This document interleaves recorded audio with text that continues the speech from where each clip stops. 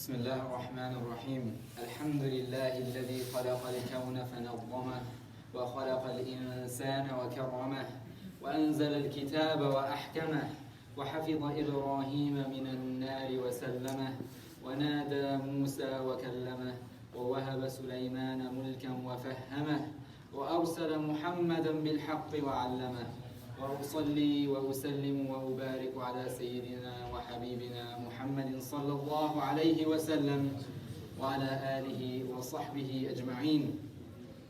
Assalamu alaikum everyone. Our topic today is a little bit different than last time, but it's around the same scope. So last time we discussed, can someone remind me what we spoke about? Surah Al-Duha, right? This time we're actually going to discuss a hadith from the Arba'een Hadith Nawawi.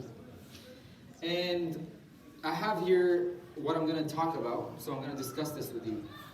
But in general, a hadith, they actually form one of the most vital methods of lawmaking in our religion. And I can speak about the importance of a hadith for hours and hours and hours, but that will be for another time, inshallah. So for today, what I'm going to talk about is I'm going to introduce who exactly Imam al-Nawawi is. And then I'm going to speak about the narrators of the hadith. And for this hadith, we have two narrators, two Sahaba. The first is Abu Dhar, and the second is Mu'adh ibn Jabal. And we're going to discuss what the Arba'een Hadith Nawawi actually are. Are these a hadith that Imam Nawawi wrote himself? Or did he compile them? Why did he choose these 40 ahadith? Are they even 40 ahadith? So all these questions we'll discuss, inshallah. So the first thing, Imam al-Nawawi. His name is Abu Zakaria Yahya ibn Sharaf al-Nawawi. He was born in a city by the name of Nawa, which is close to Damascus. May Allah have mercy on its people. He was born in the year 631 Hijri, which is basically 1232 Gregorian calendar. And to put this in perspective, that's 800 years ago, which is about 250 years before Columbus even sailed to America. He's widely regarded as an expert in Shafi'i fiqh as well as hadith. And he has one very popular book that most of us are probably aware of. You know what his most popular book is? Not you or Ahmed. Riyadh al-Salihin, right? We'll probably have it on the shelves somewhere here. So basically it's a compilation of various ahadith. It's called Riyadh al-Salihin. In the year 676, Imam Nawawi passed away. And his age was just 44 or 45. However, with that young age, he's still viewed as a primary authority in many Islamic fields. As a matter of fact, the scholars, they say that Sahih Muslim never had a full, complete commentary, a really good, encompassing commentary, until he came and wrote his own commentary. And subhanAllah, he was so young, but he accomplished so much. And this should really make us think and wonder what we're doing. We should always strive to excel in whatever field we're in.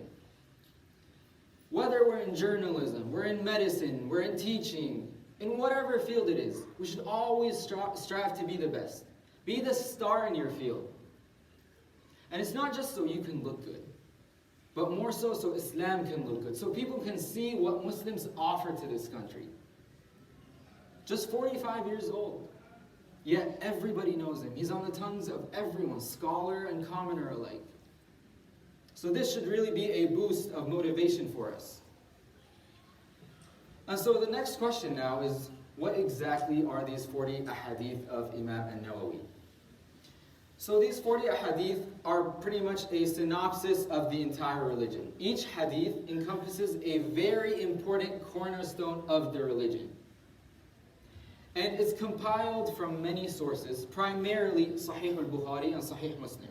But there are other books that he compiled his ahadith from. And as weird as this sounds, the 40 ahadith are actually composed of 42 ahadith.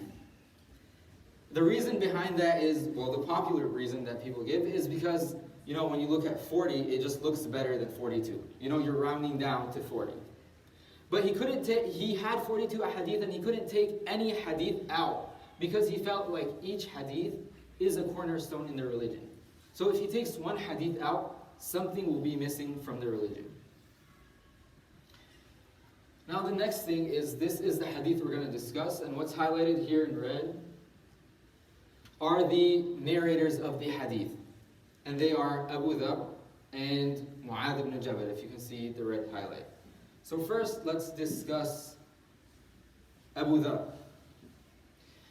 Abu Dhar is just a patronym. It's what we call a kunya, right? You know how we have our beloved director, Nuruddin Jayash. What do we call him? Abu Bilal, right? But that's not actually his name. So this Sahabi, his name is Jundub ibn Junada. That's his actual name. He was the 5th or 6th person to accept Islam, and he was from among the Muhajirin, the people who left their homes to come and join the Prophet ﷺ in Medina. And one really interesting fact about him, as I was reading about him, reading his biography, was that he was the first person to greet the Prophet ﷺ with the tahiyyah of Islam. So he narrates, he says, فَكُنْتُ أَنَا أَوَّلُ مَنْ حَيَّاهُ بِتَحِيَّةِ الْإِسْلَامِ. I was the first to greet him with the greeting of Islam. فَقُلْتُ السَّلَامُ عَلَيْكَ يَا رَسُولَ اللَّهِ. So he told him, السَّلَامُ عَلَيْكُمْ يَا رَسُولَ اللَّهِ. And the Prophet ﷺ responded to him and he said, وَعَلَيْكَ رَحْمَةُ اللَّهِ. And may the mercy of Allah be upon you as well. Abu Dhar is a very interesting Sahabi, a very amazing Sahabi. There's a story about him that during Ghazwat Tabuk, which was during a very hot time. It was during the summer months in the desert of Arabia, which can reach like 120, 130 degrees. During that time, they were preparing for a battle with the Romans, one of the 2 superpowers of the world at that time. And many people were like, it's too hot. I don't feel like going to the battle. So people stayed behind. However, he went with the Prophet ﷺ and with the Sahaba. Now on the way there, like I said, it was extremely hot. His camel got very tired. And at some point, it couldn't even move anymore. So it kind of, it just sat down, and without it sitting on it, he's trying to get it to move, but it's not moving. And I want to ask a question. At this point, what would we do? We kind of did our effort, as we can say. We tried our best, but the camel's just not moving. I know myself, I'd say, I tried my best and Allah just doesn't want me to go, so I'm just going to go home and chill and hopefully I get the reward. But Abu Dhar, he did something amazing. He took his luggage off of the camel, he put it on his own back.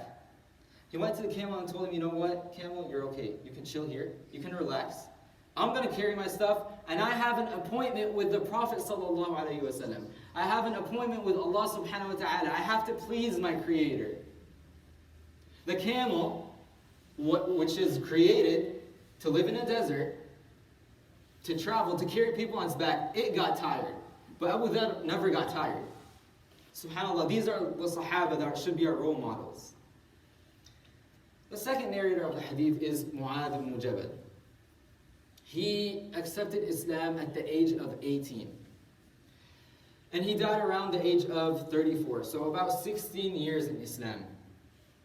However, the Prophet ﷺ said that he is the most knowledgeable of my ummah when it comes to halal and haram.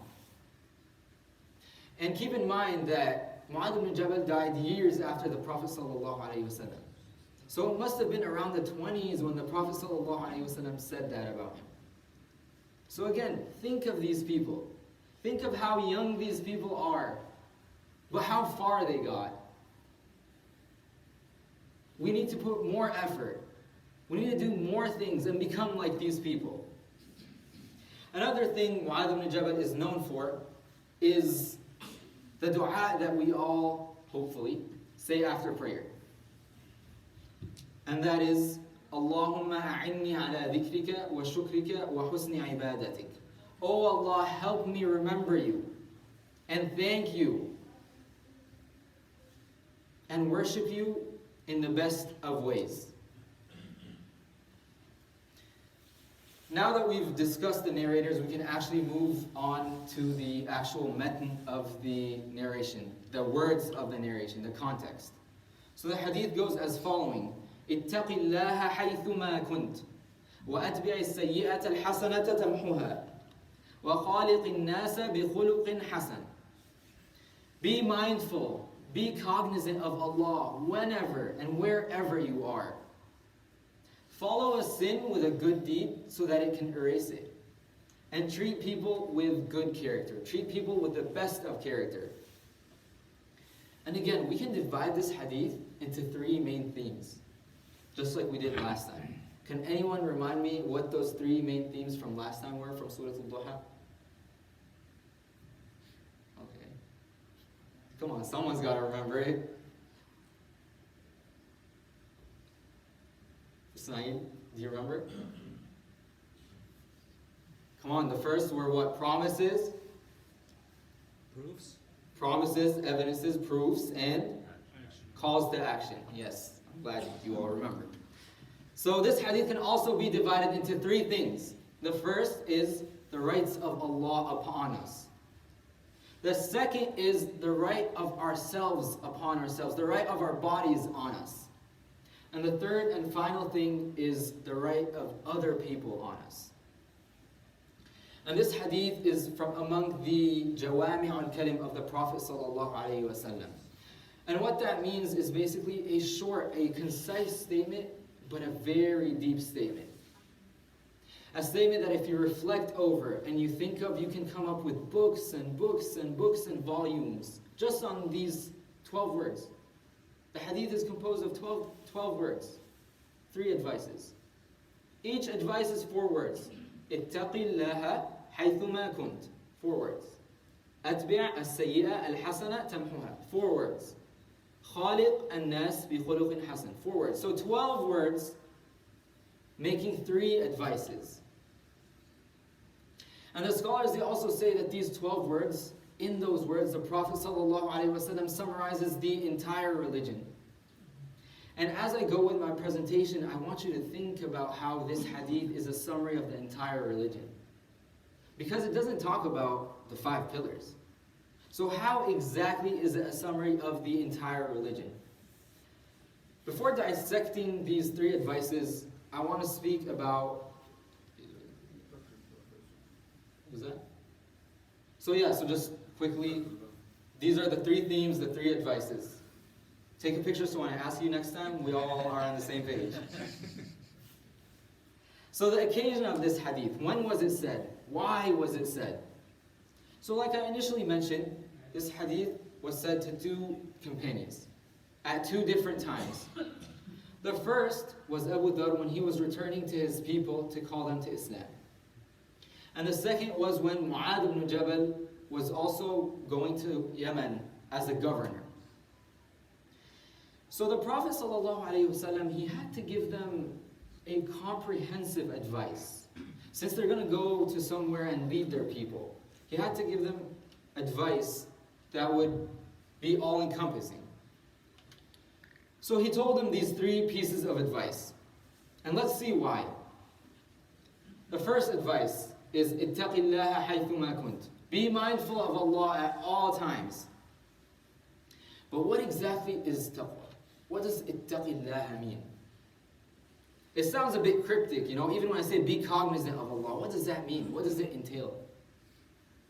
So the scholars, they say, وَالتَّقْوَى لُغَةً, linguistically, taqwa means حِفْظُ النَّفْسِ عَمَّا يُؤْذِي, protecting yourself from anything that will harm you.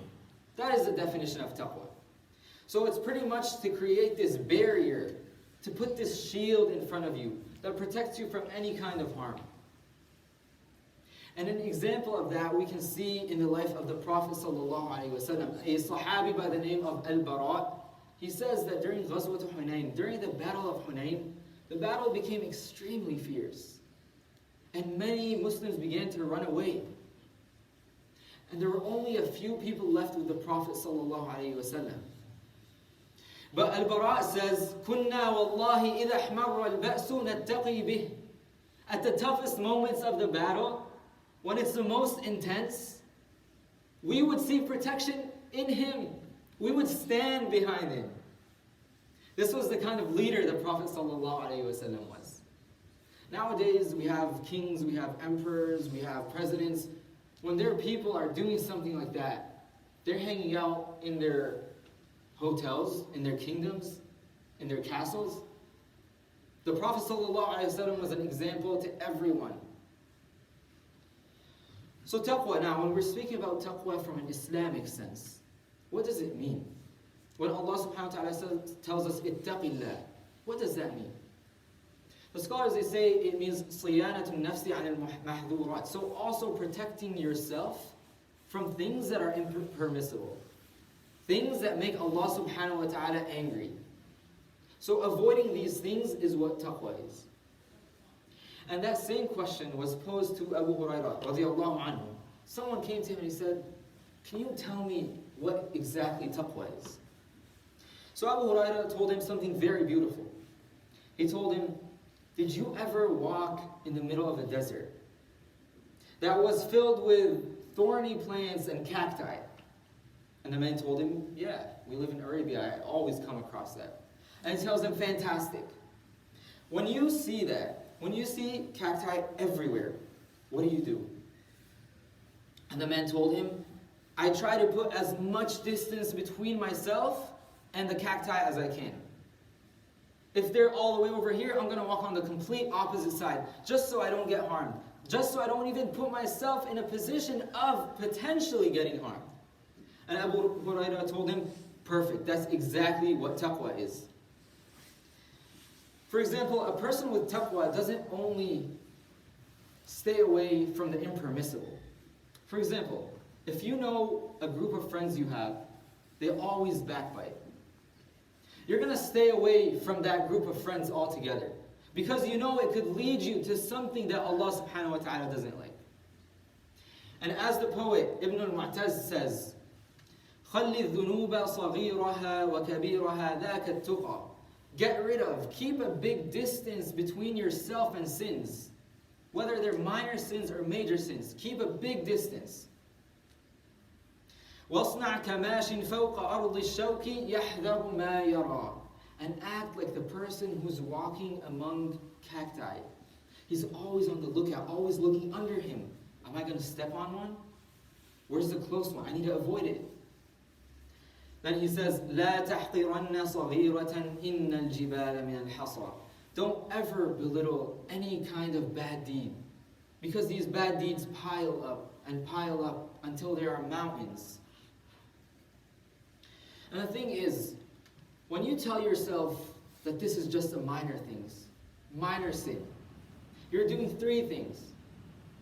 The first thing is that you're assuming that it's a minor sin. You don't know how Allah is going to view that on the Day of Judgment. It could be a major sin and you just don't know about it. That's the first thing. The second thing is, like I mentioned, you do one small bad deed, and then another small bad deed, and then another small bad deed, and it becomes this mountain of bad deeds. And the last and final thing is something that I also mentioned in the khutbah, and that is, when you keep doing bad deeds, it becomes so normalized to you. It becomes like nothing else, to the point that occasionally you end up falling in major sins because you view minor sins as nothing. And there's a beautiful narration from Ibn Mas'ud. He says, the believer sees his sins as if he was at the base of a mountain, fearing that it will fall on him.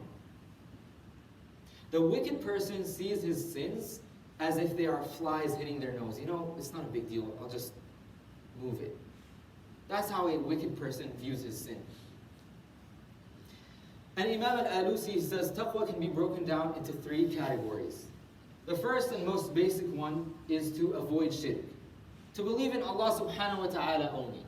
That's the most basic form of taqwa. The second form of taqwa is avoiding the major sins and avoiding constantly falling in the same minor sins. And the last level, he says, تَرْكُ مَا لَا بَأْسَ بِهِ خَوْفًا مِمَّا بِهِ بَأْسٍ. You leave that which is permissible because you're scared that it will lead you to something that is impermissible. And that is the highest and toughest form of taqwa. And for example, if you want to go swimming, you're dressed appropriately, whether you're a male or female. And yes, males also have a dress code that should be followed. So you're dressed appropriately, but then you go there, and you know that when you go there, you're going to see people who are dressed immodestly. And you know you can't avoid these people.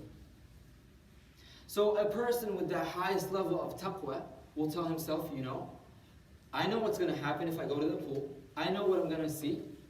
So as much as I want to swim, as much as I'm taking care of myself, I'm just going to avoid that situation altogether. And an important thing that needs clarification here is that you can't just say that for anything. It has to be something that has a high probability that it will lead you to sin. So you can tell me, no, I'm not going to come to the masjid because someone might come in dressed inappropriately. I'll tell you, no. You have to view it practically. You have to see what the probability of someone doing that is. And if you know there's a high probability, then it will make sense for you to avoid it. You can kind of view this highest level of taqwa as kind of like a sixth sense. You know it will lead you somewhere, so you just avoid it altogether. And now the next question is, how do we increase taqwa? The first and most important thing is by increasing our knowledge, increasing our ilm. Now I'm not telling you that everyone should drop their work, drop their books, and go study Al-Qalam. That would be great. Not everybody should go study overseas. I definitely am not saying this is what should happen. But everyone should know their basic responsibilities. We all have to pray. We all have to pay zakat. We should know how much zakat we have to pay. When we have to pay zakat. How do we pray properly? If you're a doctor, you should understand what procedures aren't allowed. Am I involved in something that's impermissible? Maybe you work at a bank. You should check and see, am I involved in riba? It's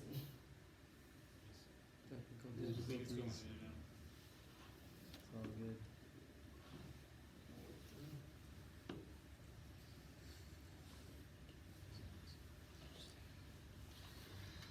You got this, bro. If you're married, you should ask yourself, how am I supposed to treat my wife? How am I supposed to treat my husband? What does Islam say about that? And there's an easy solution to that. And the solution is, you don't have to open books. You don't have to keep reading all these different books. But just go to someone who has knowledge. Go to a person who you trust and ask him. Ask him these questions and they can help you, inshallah. The next thing that can really help to increase our levels of taqwa is good companionship. And I can't really stress this enough. As a matter of fact, most of us are familiar with the proverb, tell me who your friends are, and I'll tell you who you are. And this is a topic that's so important that inshallah I'll dedicate another talk to. But for today, I'll suffice by just mentioning one thing. A scholar by the name of Abu Layth as-Samarqandi, he writes that companions are of 8 types. But I'll suffice by just mentioning 2 of these types. The first are what we call fusaq, the people who publicly commit sins. So he says a person who hangs out with these people will be among these people. He will start to view his sins as nothing, as insignificant. Because these people are doing something much greater than I am. These people are drinking. These people are dating. I'm just cursing. I'm just smoking. And when your mom or dad comes to you and tells you, I don't feel comfortable that you go to this party because there are going to be girls and guys mixed together. And I just don't feel comfortable that you go there. What's the typical response? We always say, Mom, Dad, at least I don't drink. At least I'm not dating. At least I'm not doing this. At least I'm not doing that. And that entire issue stems from the fact that we hang out, we're always around people who commit even bigger sins, to the point that our sins just feel so insignificant. And in this country, unfortunately, we're always surrounded by that. Whether it's at work, or whether it's at school, or it might be our friend circle, we're always surrounded by people who are engaged in sins. And so to counteract that, we need to hang out with as-salihin, the pious people. Hang out with the people who are praying, who are fasting, who always want to please Allah. Because when you do that, you yourself are going to want to be better. It's human nature to compare yourself to someone who's better than you and try to race with that person and beat that person. So if you're hanging out with people who are always committing sins, you're not going to really care about being a better person. However, when you hang out with people who are always trying to please Allah, you're going to compete with them and want to do better. Now, the second piece of advice that the Prophet ﷺ gives us, he says, وَأَتْبِعِ السَّيِّئَةَ الْحَسَنَةَ تَمْحُهَا, and follow a sin with a good deed so that it will erase it. And this is actually the rights of our bodies, of ourselves, on ourselves. If we're using our bodies to commit sins, we also need to use our bodies to do good actions. And we're all going to commit sins. That's just part of human nature. The Prophet ﷺ, he says, كُلُّ بَنِي آدَمَ خَطَّاءٌ وَخَيْرُ الْخَطَّائِينَ التَّوَّابُونَ. The best of those who commit sins are actually the ones who seek repentance. Everyone's going to commit sins, that's fine. But as long as you try to seek repentance, as long as you try to improve yourself, that's what really counts. Even the people with the highest level of taqwa, they will slip up. It's just about trying to pick yourself up and fixing yourself. That's what counts. Has anybody here ever read the book 1 Minute Apology? Or any book on apologies for that matter? No. Okay. So they drill 3 things. The first thing is when you commit a mistake, when you commit a sin, the first thing you should do is admit the fact that you made a mistake. Admit your sin.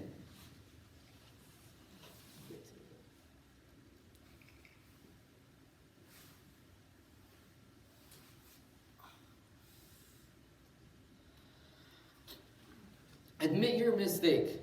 And then right away, you have to ask for forgiveness. And then after you ask for forgiveness, you have to do something to make up for that mistake that you've done. And this is exactly what this hadith is telling us. After you make a mistake, admit it. Then seek forgiveness. And then do something good to replace that which you've done. And the good thing about tawbah in Islam is that it's so easy. You don't have to do 100 push-ups for Allah to forgive you. You don't have to wear a special outfit for Allah to forgive you. You don't have to go anywhere special. You don't have to go to the Kaaba and make dua for Allah to forgive you. All you have to do is sincerely say astaghfirullah and try to never do it again. We can all do it right here, right now. That's how simple tawbah is in Islam. And I was listening to a podcast to prepare for this talk. And one of the shuyukh, he said something really fascinating, and it stuck with me. And he said, when you do something bad, you should attempt to go to that same place and do something good. And also, the good thing that you do should be of the same nature as the sin you committed. So for example, if you were in your car and you were listening to a bad song, you should go back to your car and maybe listen to some Quran. Maybe you said something to your parents in your living room that wasn't appropriate. You should go back, bring your parents, ask them, Mama, Baba, can you come? Ask them politely, of course. Tell them, can you come? Bring them to the living room and then say something nice to them. And just like how I mentioned that tawbah is very easy, doing good actions is also extremely easy. We have many ahadith that tell us basic, simple good deeds. Smiling at your brother or sister is a good deed. Saying Subhanallah is a good deed. Saying Salam to your brother or sister is a good deed. I mean, the opportunities are just endless. And don't ever belittle a good deed and think, this is insignificant. What's me saying Alhamdulillah gonna do? I've already committed so many sins. This isn't gonna really affect anything. Because you don't know how much that will weigh on your scale on the Day of Judgment. As a matter of fact, there's an amazing hadith that says there's a specific action, there's a specific saying, that if you say it, you get an immense amount of reward. Does anyone have any idea what that action is? It's a specific saying in a specific place. So here it is. It's when you're in the marketplace, when you're at the mall. And this is something that we all go to. We're always either at the mall or we have to go, shopping at Walmart. So this is very applicable, very practical. And it says, whoever enters the marketplace and says, there is none worthy of worship except Allah, without partner, to him belongs the dominion, and to him is all the praise. He gives life and causes death. He is living and does not die. In his hand is the good, and he has power over all things. Allah shall record 1,000,000 good deeds. Just by saying that simple phrase, you will get 1,000,000 good deeds. And which one of us commits 1,000,000 bad deeds in a day? So subhanAllah, it's such an easy thing to do. And it's such a practical thing to do. And you can do it anywhere, anytime. And so one recommendation I have, and I speak for myself first and foremost, is to have a daily journal. Write the good things that you did today on one side. And then write the bad things that you did on the other side. Because when you do this, you're preparing yourself for the Day of Judgment. Because on the Day of Judgment, Allah subhanahu wa ta'ala will balance your good deeds versus your bad deeds. So this will be good practice for that. And no day should pass by when your bad deeds outweigh your good deeds.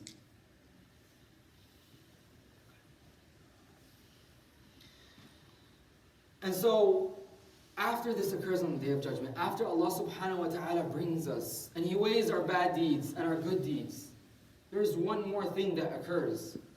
As the Prophet sallallahu alaihi wasallam, he tells us, when the believers pass safely over the bridge, when we cross over as-sirat al-mustaqim, they will be stopped at a bridge between hell and paradise. And in that place, people will retaliate upon each other for the injustices they've committed.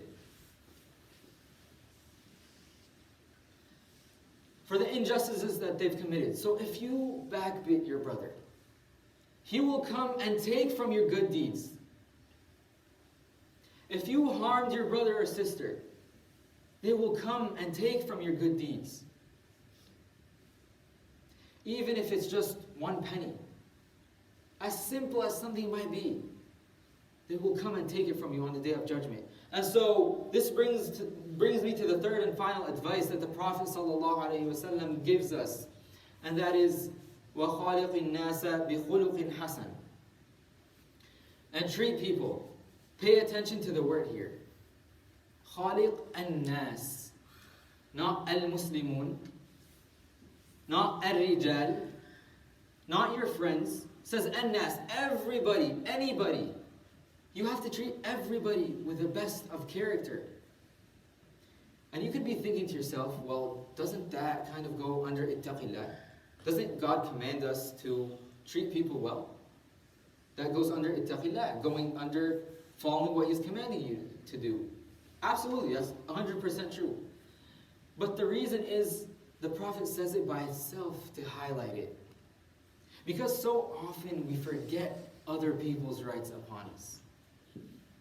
We're so into thinking that piety is just the outward good actions, the physical actions. You ask someone, who's a pious person, and they'll tell you, someone who prays a lot, someone who fasts a lot, someone who's always giving their money away, someone who's always at the masjid.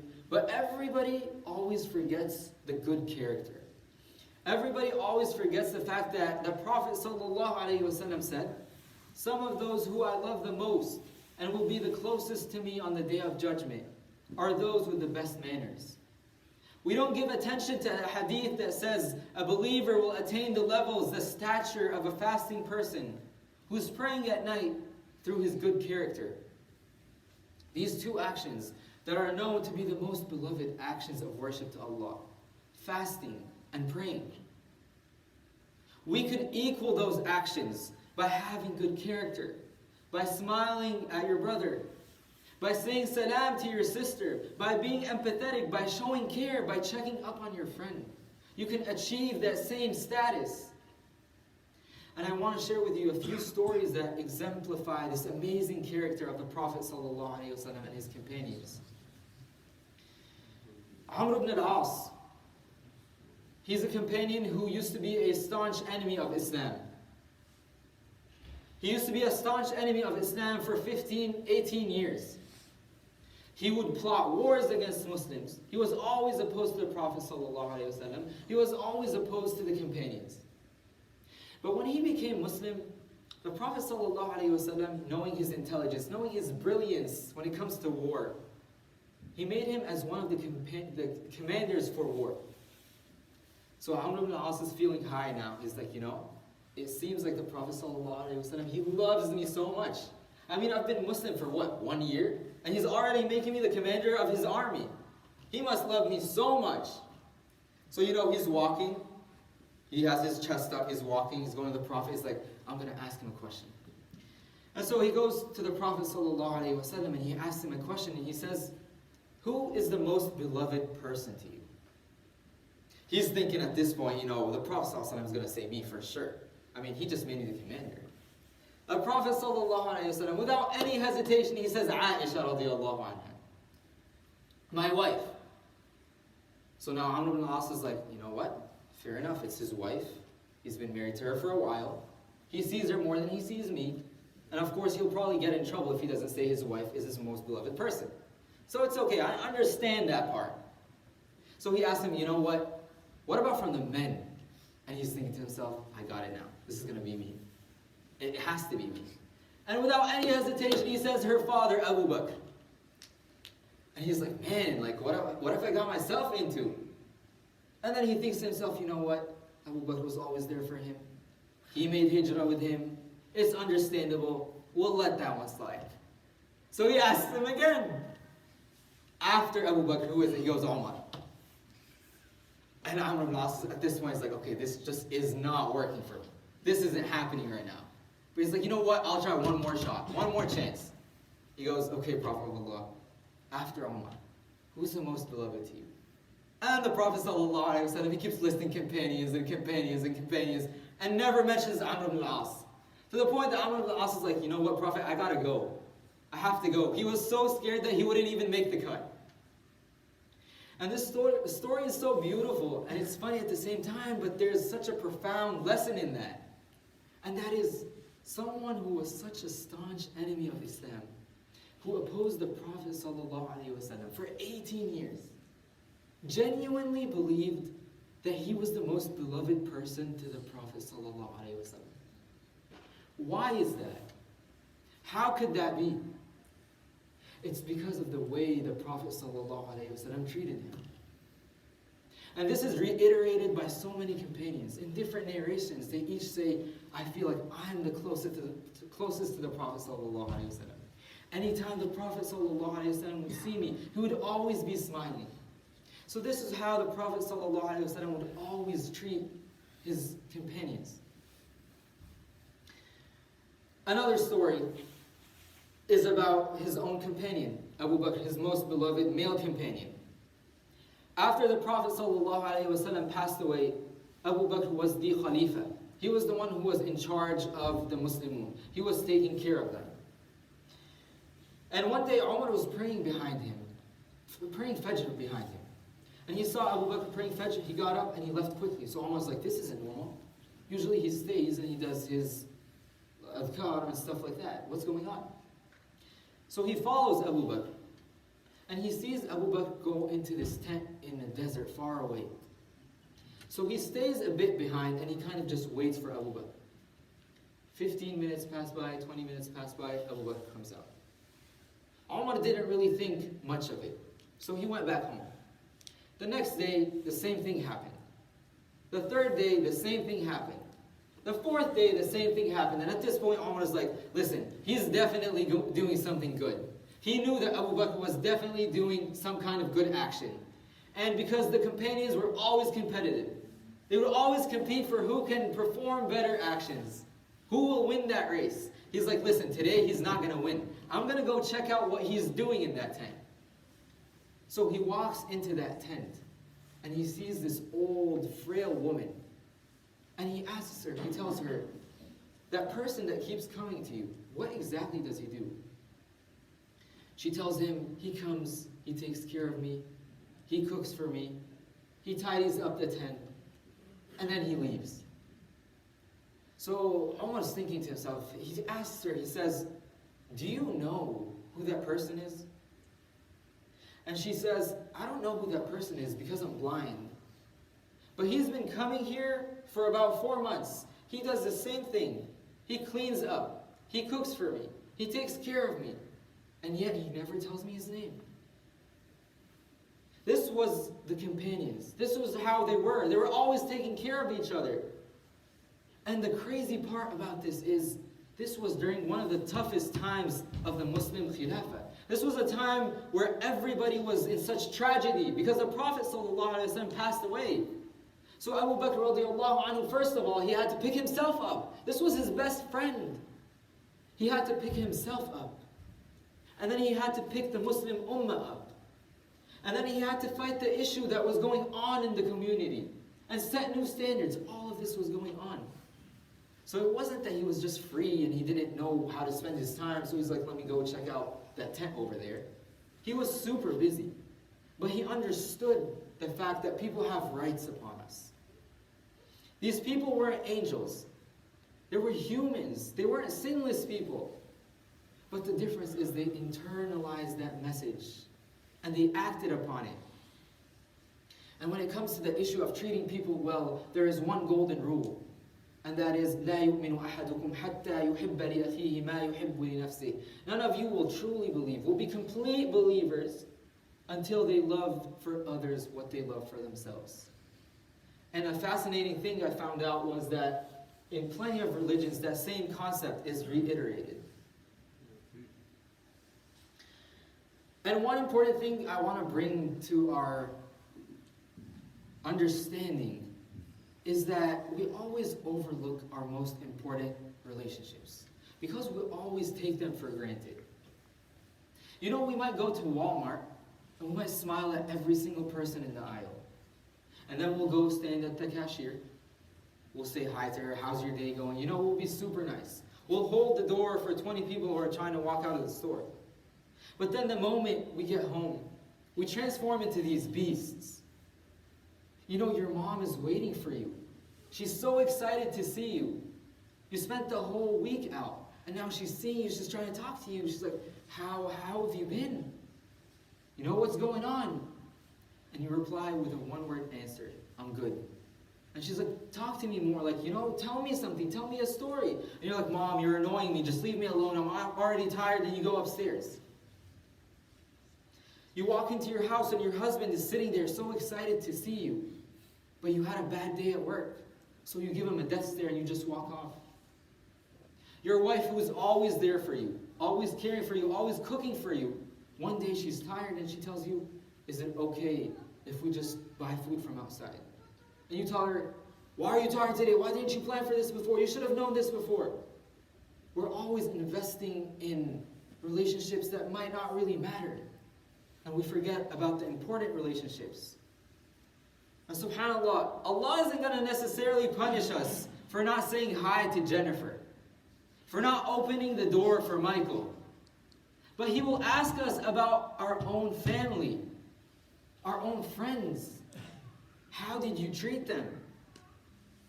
And there will come a day when we will regret not sitting there and talking to our mothers, sitting in their lap, and hearing their voice, hearing them make dua for us, hugging us. There will come a day when we wish that our dad was still here, to talk to us, even if it's just to yell at us. There will come a day that we wish our spouse was here to hug us. And so, to quickly recap, I know everyone's tired, so to quickly recap, we stated that Imam al-Nawawi, he compiled the 40 Ahadith Nawawi about 200 years before Christopher Columbus sailed to America. This hadith is narrated by two people, two Sahaba. The first is Abu Dhar, who was the first person to greet the Prophet ﷺ with Assalamu alaikum.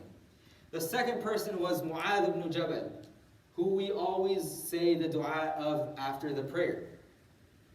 And then we discussed the matn, the words of the hadith, and the three themes: the rights of Allah, the rights of ourselves on ourselves, and the rights of others.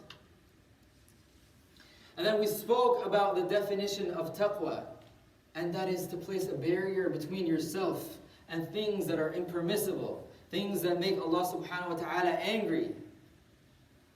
And the second was to follow a bad thing, follow a sin with a good deed so that it wipes it out. And the last thing is to treat people in the best of manners. And subhanAllah, we have to invest in these relationships. We have to take this advice into consideration. We can't take these blessings for granted. As the famous poet Labid says, أَلَا كُلُّ شَيْءٍ مَا خَلَى اللَّهَ بَاطِلُ وَكُلُّ نَعِيمٍ لَا مَحَالَةَ زَائِلُ. Indeed, everything except for Allah subhanahu wa ta'ala will perish. Every single one of our blessings.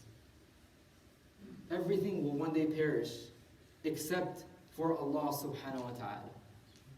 I ask Allah to make us among the people of taqwa, the people who repent from their mistakes, and the people who beautify themselves with good character.